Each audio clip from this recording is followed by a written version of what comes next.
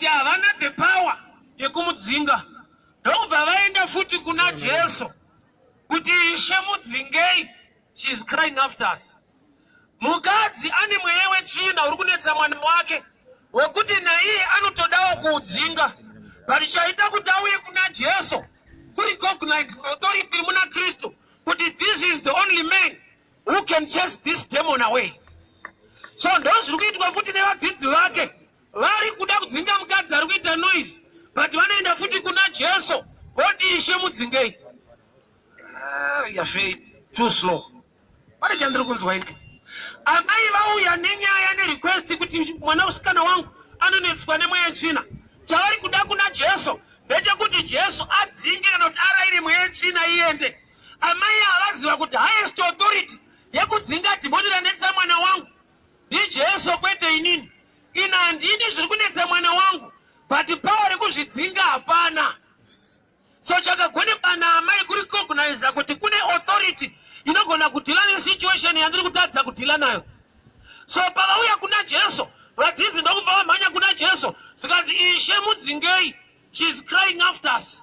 In other words, vadzidzi havasi kuinsauta mukadzi uyu by revelation. Insult pakungoverenga kuti vari kurwadziwa nei kuti mukadzi adzingwe, but kumukadzi uyu vari kutozivisa Jesu. Vadzidzi vaJesu vari kutozivisa mukadzi uyu kuti nesuwo futi tine zvatinotodawo kudzinga, but hatizvidzinge, tinotoudza mudhara kuti zvidzingei. Somebody has got me. I'll repeat again. Amai pavauya kuna Jesu kuti mwanasikana wangu anetswa nemweya wechina, vari kuti mweya iyi handide yanetsa mwana wangu, but handina the authority of the power kudzinga dhimoni, saka ndauya kwamuri Jesu. Saka vadzidzi vaJesu ndokubva vaenda kuna Jesu vakati Ishe, she's crying after us, mudzingei. Zvinoita sekunge vadzidzi vari kuda kudzingwa kwemukadzi, but vadzidzi vari kuparidza vhangeri rinobatsira mukadzi kuti nesuwo sevadzidzi tine zvatinoda kudzinga, but tinototembawo iyeyu. Apa kuparidza kuseri kwacho, uku kuseri kwacho kwandiri kuparidza uku. Nokuti dzimwe nguva uchiriverenga unoti vadzidzi vari rafa, vada kuti mukadzi uya adzingwa ane dambudziko. Havasi rafu. They are preaching a better gospel than rafu. Vari kuti kudi, vari kuti kumukadzi uyu wataita chinhu chakanaka, chese chinoda kudzingwa kana usina power potoudza mudhara iyeyu.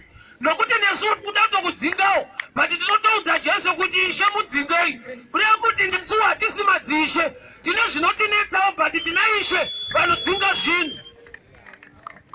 So paita vhangeri rekudzingwa kwezvinhu rinoita sekunge insult, but by revelation mukadzi anenge ari kutobatsirika kuti saka timu iyo inototemba iyeyo futi kuti vadzinge zvinhu.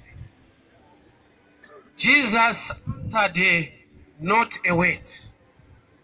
So vadzidzi vati Ishe mudzingei vataura zvavataura, but mukadzi akaramba aripo. Chinoita kuti aramba aripo ari kunzwa kuseri kwacho kuti havasi kuda kuti ndidzingwe, vari kundizivisa kuna anodzinga, saka ndauya to the right person.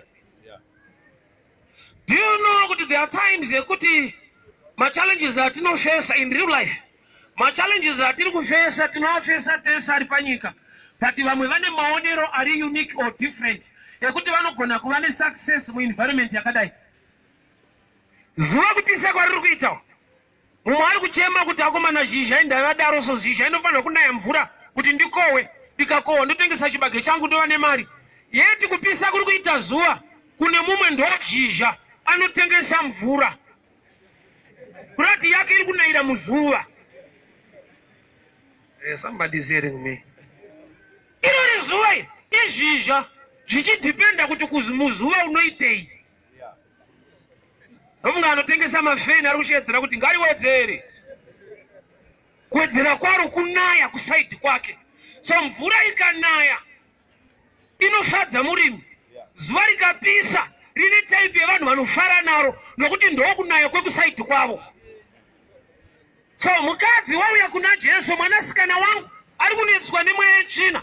Jesu wanyarara, vadzidzi vataura zvavataura. Mukadzi haana kubva ipapo, akaramba ari pana Jesu. Jesu ndokubva ataura shoko rekuti ndakatumwa kumakwai ekwaIsraeri akarasika bedzi. I'm only sent to the lost sheep of Israel. Kurati kwaIsraeri kune maclasses too. Kune makwai akarasika, gogoita asina, but ane zita 1 makwai ekwaIsraeri. Zvapachena kuti kurasika kukuite bere, unoramba uri gwai rakarasika. Asa kurasika kukuite musatanist, kunokuita mukristu akarasika.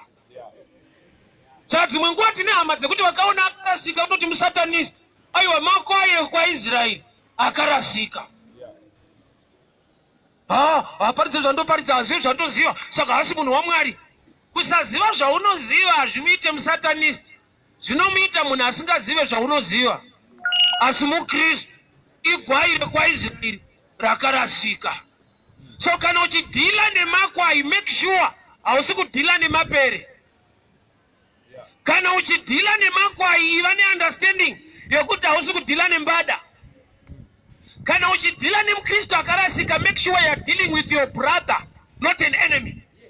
So pese paunodhila nema situations, understand one thing in mind, kuti although asingapinde nesu, but he is saved by the blood of Jesus. So I treat him as a brother. He is a lost sheep, but not a sheep in Dobanenyaya.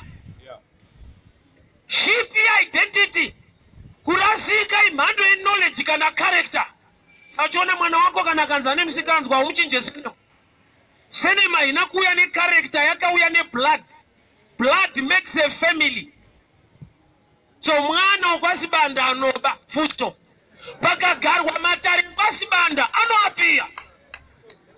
Pakati tine naudza tikutaura pamusoro pemhuri yekwasibanda, anouya ari tsotsi kudaro. Rove kwasibanda. So there are times yekuti kune vanhu vanotodiwa naMwari, vanofanirwa kutouya mupresence yaMwari, but vasingadiwe newe because of character. But uchikangana kuti when Jesus died for us, why deal ne family? Kingdom gospel in relationship yemunhu naMwari. It's all about the family. Ropa rinotipa ukama. Kana munhu akatengwa neropa regwayana, he is now part of the family. Character issue. I make a family. Do era ya prodigal son. Akafunga kuna baba. Ana kufunga baba. I go deeper this way. He came back to his senses. Using common sense, you lose the kingdom understanding. Nokuti the kingdom is above common sense. Akafunga kuna baba. Kuprova kuti ana kufunga baba. Pa akafunga kuna baba. Akafunga zvinodyiwa ikoko. Kwete ari ikoko. Kumba kwa baba vangu kune. Kwete kuti kuna. Afunga kuti kuna baba. Kune chingwa. Varanda vekwedu vanotodya. Eating. Common sense. Yakaita kuti afunge through the stomach. But the sense ye kingdom unofunga through the blood. That's why paakauya. Do you know the prodigal son akava nyika iri kure? Kwete paakaenda kure. Paakadzoka. He was now too far. Not in distance, in mentality. Anoti kuti musanditore semwana. Yeti uri mwana. Zvawaita zvikutatise kuva mwana. Uri mwana aita zvisingadiwe. Pachisina kubviswa mwana. Saka wanzwa shoko rati prodigal son. Panongoti son apadzimike no matter how prodigal you are. Saka iye paadzoka ari kuda kubvisa son osiya prodigal. Saka musanditore semwana. Inenge good thinking. Problem ndeyekuti ukaita mhosva, sauchona kumataredzi mhosva. Ukaita mhosva hautenderwi kutonga nyaya yako, unotongwa. Problem ya prodigal son akatadzira baba ndokubva atanga kuitonga ega. Musanditore semwana. Ziva zvekutadza mudhara ndiye anotonga. Imagine warepa usvika unotongerwa nyaya yako kubvunzwa usimuka so. Woti chokwadi ndakarepa ndipe 12 years. Anotaiwa makore tokupei kuno.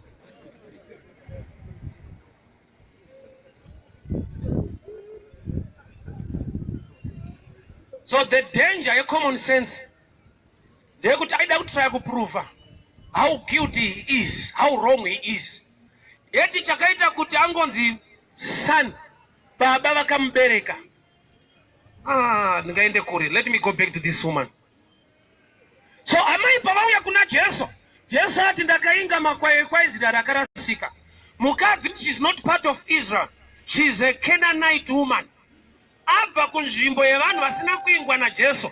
So ndaitarisa kuti pakupera kwenyaya mukadzi uyu zvakafanirwe kuita nokuti she is not the right person akaingwa kuzoitirwa. Ndakatumwa kumakwai ekwaIsraeri akarasika. Iye ndewe kwaIsraeri kwete. She is a Canaanite woman. Saka Jesu muchaigadzirisa sei nyaya nokuti uyu haasi kutaipi yevanhu vamakainga. Bhaibheri rinoti mukadzi uyu akaramba aripo audzwa kunzi hausiri type yacho.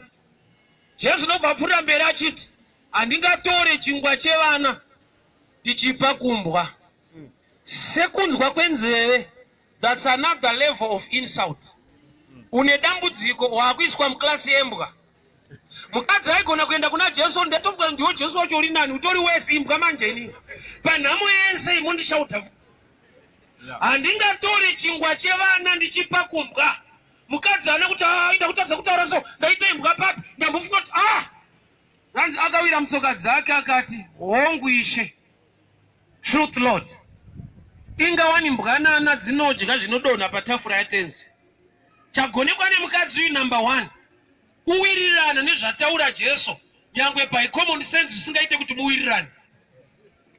Kunzi imbwa kunoita kuti mudambure ukama. But mukadzi uyu paati hongu tenzi ari kuti chese chataura Mwari chinoita sekunge kutuka in the natural, but spiritually ada kuti effect yekuti you can still benefit. So mukadzi uyu shoko raanzi chingwa chevana ndipe kumbwa ndoro ari kushanda naro kwete raari kumaka. Rembwa irori ndo rakamuudza kupora kwemwana nokuti akati hongu Ishe, ingawani mbwanana dzinodya zvinodonha patafura yatenzi. Kureva kuti yangu ndichaidyira muimbwa idzodzo. Kureva kuti zvese zvamataura Mwari ndikazvininipisa pazviri zvangu zvinotoita chete. Challenge ndeyekuti pakataurwa zvembwa you don't agree with him. Nokuti yawainga apa help, not insult. But this woman, through the insult, she found the help. Chaingwa nemukadzi kupora kwemwana kwete kuti chingwa chevana atipe kumbwa. But paati hongu Ishe, ingawani mbwanana dzinodya zvinodonha patafura. That she is now in agreement. This statement is dangerous. Vazhinji vari successful in the things of God ava debate against what God says. Kana akataura zvekunge zviri off topic vanoziva kuti akatendeka uye akarurama. Mwari akaita era iyo yoshanda nayo iri correct. Vanhu pavakabva kuKenani vachiteera Joseph kuEgypt havana kurosa Red Sea, hatina kunzwa any miracle. But pavakabudiswa muEgypt vachienda kuKenani vakauya nepaRed Sea. Kureva kuti rwendo ramunofambiswa neshongo yegore naMwari rinenge ritori wese than ramunofambiswa naana Jacob muchiteera Joseph kuEgypt. Vanhu pavakabuda muEgypt vachienda Kenani vakafesa Red Sea. But remember kuti kuenda kwavo Kenani kuri kudzokera. Saka ndine danger paunderstanding. Vanhu vanofungidzwa kuti vanhu pavakanzi endai munotora Kenani vainotorera vanhu. No. Ivo ndo vakabva ikoko kwakasara kwaane vamwe. Vaidzorerwa zvinhu zvavo kwete kunotora zvavamwe vanhu. Iyo ndo imwe hondo ingori munatural kuZimbabwe unoinzwisisa. Akaberekwawo makore daya. Anogona kufungidzira kuti hazvi zvedu. Nokuti akaberekwa zvinhu zvedu zvatorwa. Saka pakazoita anoti zvinhu zvedu anoti inda kuvatorera so. Kumbuka kuti inda takatorerwa so. Kuti knowledge yako ine chekuita nepaunotangira kuziva zvinhu. Adamu naEve problem yavo vakabereka vana vadzingwa mugarden. Saka kana vasina kuparidzira vana vavo kuti tine garden redu, vana vanokura vari vanhu vane pfungwa yekuti type yemusango. Adamu naEve vakabereka Cain and Abel vadzingwa mugarden. Yet original plan nenzvimbo yavanofanirwa kunge vari igarden. Saka vana vakasaparidzirwa chokwadi vanenge vane belief yekuti tiri type yemusango.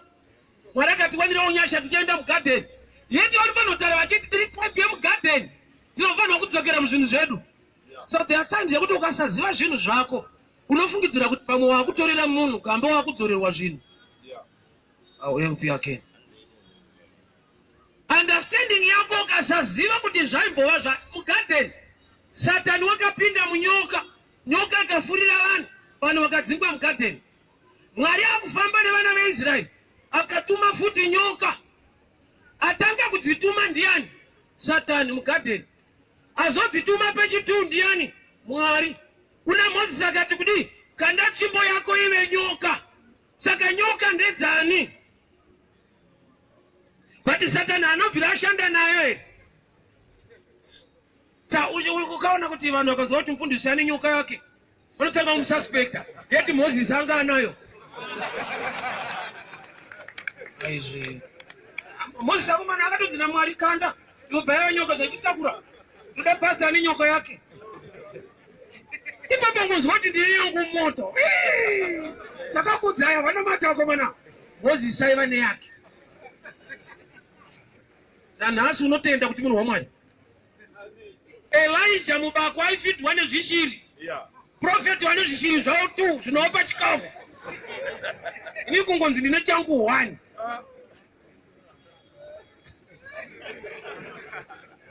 Ndakakura ndine pfungwa yekuti hosho nembira ndezvemudzimu. Gamba kune vanhu vakafunga kuridzira mudzimu, hosho nembira. Kusvika ndazorivereka rikati chese chinorira ngatishande pakurumbidza Jehovha. Kureva kuti abuse yeproperty haireve kuti property iri wrong. Izvo zvimukadzi wauda kutiza vamwe uda kutotora wake. Ani uda kutiza madha mumwe ada tochata ada nemapepe ekugara neumwe. Iwe uda kutotiza mumwe anototsvaga umwe wokutogara naye. Kureva kuti akatoziva kuti kutiza hako pazvinhu zviri boys. Kodai zvakaipa anotiza uzvo. So amai vauya kuna Jesu ndokubva vava in agreement neshoko rekuti chingwa chevana handingachitore ikapa kumbwa. Mukadzi ndokubva ati hongu tenzi. Shoko raari kuti hongu hariitwe hongu nemunhu ari mucommon sense. Rinoitwa hongu nemunhu ane deeper revelation yekuti kumberi zvinobuda zvakunzi kudii. Ndokubva ati chingwa chevana zvakanaka kuti kana chiri chevana nokuti karekta yevana ndoiziva. Vana vanodya vati rasa. Saka isu kana tiri imbwa dzinodya chinodonha patafura yatenzi. Kureva kuti mukadzi uyu she is so blessed kusvika palevel. Hear me very well. Statement yaJesu inotaridza kuti mukadzi uyu ndiye number 1 anofanirwa kubenefita than vana. Pakuti kudii? Vana ndo vanotuma kunotenga chingwa. Imbwa haitumwe.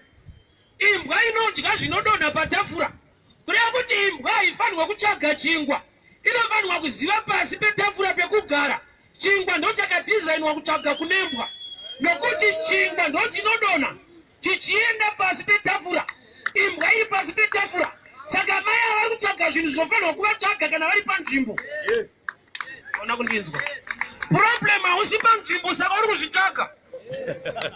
Bvunza Zakeo. Zakeo aida kuona Jesu. But kupera kwenyaya Jesu akaona Zakeo.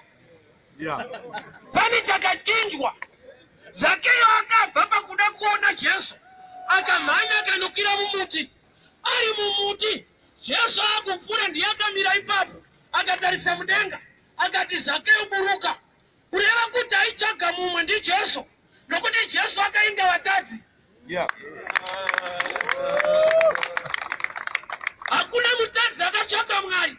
But Mwari nerudo rwake ndiye akatsvaka mutadzi. Saka Zakeo paaida kuona Jesu akatadza ndokubva aenda mumuti.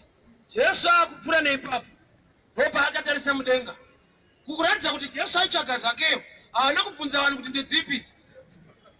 Urati anga ari palist Zakeo yevanhu vari kutsvakwa. Ende Zakeo haana kushedzera kuti ndaita kuona vhiringa vanhu. Jesu ndiye akasvika ipapo akadinzwa. Zakeo haana kuti kuna Jesu ishe ndiri kushaya mukana ndakumhanya kumberi mozondoonawo. Zakeo haana kubvunza Jesu kuti muri kufamba sei mabva pano. Bhaibheri rinoti wakangomhanya akanokwira mumuti. Sei direction yakaenda Zakeo iri direction yakaenda Jesu. Iwe wasina appointment. Iwe one kai. Wekuda mari.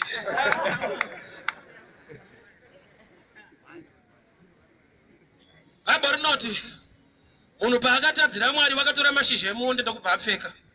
Bhaibheri paritaura pamusoro paZakeo Luke 19. No Zakeo waiva mutadzi. ndokubva amhanya mumuti wemuonde ndokubva asvika kukwira mumuonde kuda kuti mashizha emuonde akamukavha. Saka kuna Genesis Mwari munhu paakatadzira Mwari akanokavhwa nemashizha emuonde. Mwari ndokubva vauya vachitsvaga munhu. Saka Zakeo position yaakaenda inode naRevelation nekuna Genesis kuti Jesu kana akatumwa naMwari anofanira kuziva kuti vatadzi vanowanzokavhwa nemashizha emuonde. Saka nokuti ndiri mutadzi muJeriko ndikapinda mumuonde anofanirwa kundiwana nokuti ndo zvaakatoinga. Somebody say it.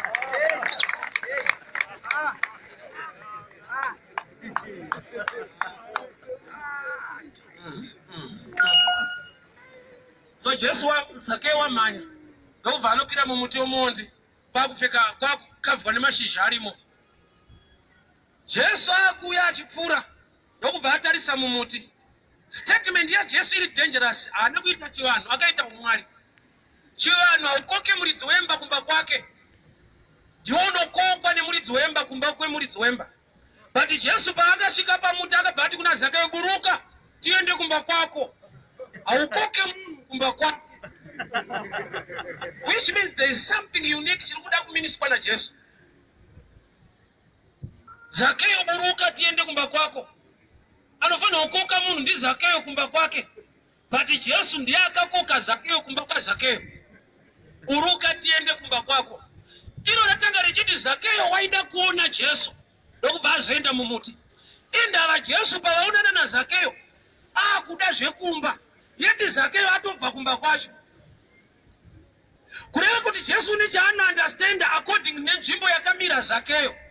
Zakeo mumuti waakwira unorepresenta character yake, nokuti panze ari kuda kuona Jesu, but mumba ane zvakarambwa naJesu zvekuvhara mari dzevanhu itsotsi. Saka Jesu ari kuziva kuti kana tsana vari panze vari right, but tikapinda mukati mumba vakaipa. That's why pavakwira muti womuonde maonde akanaka panze, but mukati mumba aora. Saka vakuru muti wamakwira ndo invitation. Somebody is not hearing me. Muti wakanokwira Zakeo waitaura zviri kuitwa naZakeo kuti mudhara kana tiri panze toda zvechechi, but mukati masmall house taora nawo. Saka Jesu ari kuti hatiite zvepanze zvakatsukira izvi hande mumba, nokuti muti wakwira it's a revelation yegauri. Do you know there are times kuti paunoita prayer pane kuti Mwari vaone nhamo yauinayo vanoona nhamo yauri kuvaonesa nekusateerera.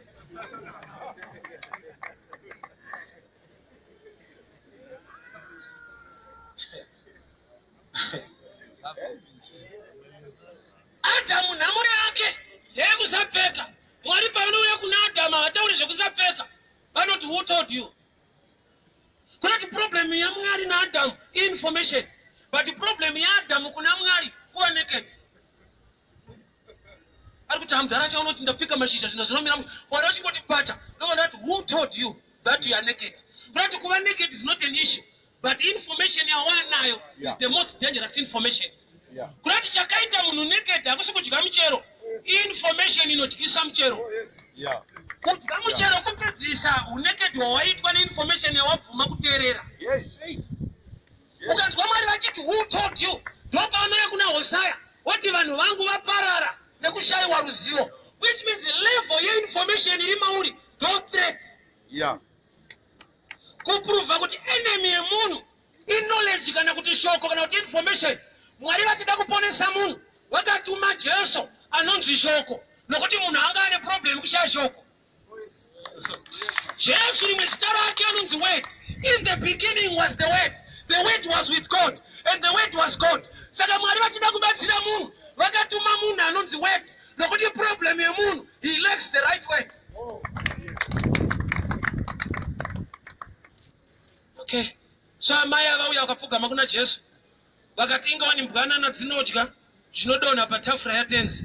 In other words, amai avari kuti muprogramu yechingwa tirimo, nokuti ndaakudiscover kuti kana matoti timbwa we have a better chance than the children, nokuti vana ndo vanotomhanya vachitumwa nababa kunotenga chingwa. Isu kungoziva position yatinogona kuenda pasi petafura, ende pasi petafura unopagara wakazvininipisa wai ukasimuka unoisumudza. Kureva kuti imbwa iri designed kugara yakadai, which means tafura yako is when you bow to him, he releases the blessing to you. When you worship him, why? Because he's looking for worshippers. A sign of worship is to bow. Sakakana manzi murimu kureva kuti position yenyu ino attracta zvinhu zvinouya ikoko.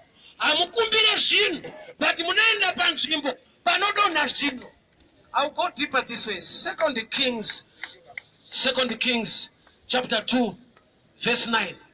Unaverenga further. Elijah and Elisha. Elisha wakakumbira a double portion or double anointing from Elijah. And guess what? Nakupiwa. Yashoptika. Tunakupa verenga. Elijah nakupa Elisha double anointing. As Elisha wakawana double anointing. Pisa izure kuti akapiwa. Nokuti karerenga zvakanaka rinoti Elijah atakurwa nechampupuri akuenda mudenga. A mantle fell from Elijah. Hapana kunzi and Elijah gave Elisha. Ukazwa chinhu chichinzi chadonha hakusi kupiwa. Chatodonha wanga asingade. Baba kudonhedza hakusi kupa munhu. Kuruza. Saka chirungu chinoti and a mantle fell from Elijah. Nekuda kwekuti asimudzwa nechampupuri. And it's a statement very dangerous. Nokuti kana kune champupuri chakasumudza murume mukuru anonzi Elijah. Inda chakatadza kusumudza bhachi. Chinorema chiri bhachi nemunhu. Can I go deeper this? Zvanzi kwakauya mhepo ikatakura Elijah. Asi bhachi raElijah rikadonha. Inda mhepo ine power rekusumudza munhu but ichitadza bhachi remunhu.